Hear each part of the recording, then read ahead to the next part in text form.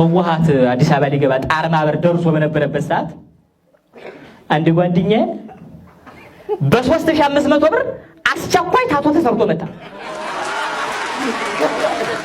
አማራ ህወሓቶች ጣር ማበር ደርሰዋል።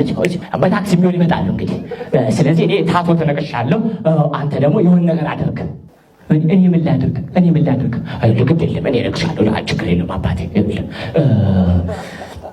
የዶክተር አብይን ፎቶ ስክሪን ሴቨር አድርገው፣ የደጺና የጌችን ፎቶ ዳውንሎድ አድርግ፣ ጋለሪ ላይ አስቀምጥ።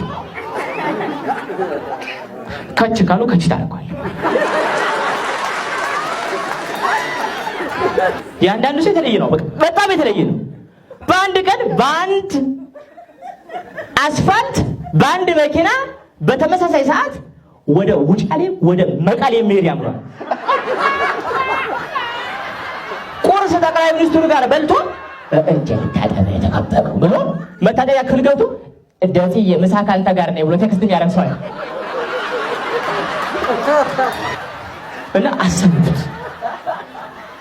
ህወሓት እንደው አዲስ አበባ ገብቶ ቢሆን ምን ሊፈጠር ይችላል? ምን እንደሚፈጠር ላሳያችሁ። መጀመሪያ ከቃና ቴሌቪዥን ውጪ በሁሉም የቴሌቪዥን ጣቢያ የሚተላለፍ ትልቅ ኮንፈረንስ በቀጥታ ስርጭት የሚተላለፍ ሚሊኒየም አዳራሽ ይዘጋጃል። ከዛ በቀን 30 ጊዜ ህወሓት እንዲጠፋ ሱባኤ ይዣለሁ ሲል የነበረውን ሰውዬ መድረክ መሪው ነው ታየዋል። ማንናንተ እሱ አይደለም አያረገው አረጎታል። እሱ አታውቀውም፣ እሱ ነው። አረ ራሱ ቢያጠፋ ይሻለዋል። አንተ ሰውዬ እሱ ነው እንዲህ ብሎ ይጀምራል። ሀገር አፍራሽ አሏቸው የሚሉትን ሲያጡ ያለ በደላቸው በድሮን ተቀጡ። ያው በእናቶች ጸሎት ተመልሰው መጡ። እናመሰግናለን። ጻራሻዩን ከዚህ በመቀጠል አንድ ትልቅ ምሁር ስማቸውን ወደ ኋላ ጠራለሁ፣ እዚህ መጥተው ንግግር ያደርጉልናል። አጭር ንግግር። እሳቸው ጋር አብራችሁን ቆዩ።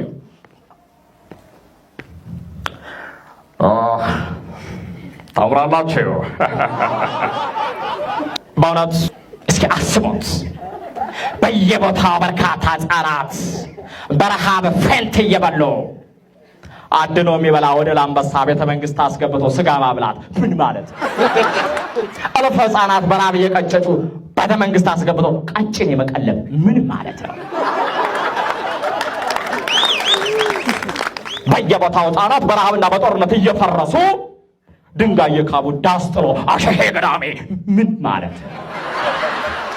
ሬዲስ ሜኒንግላስ ሰው ሄዶ ነው ፕሮቴስት ሳረገ ነበር። ዳይ ቱ ዳይ ፋይት ሳረገ ነበር። I'm happy to see this። ታም ደስ ብሎኛል።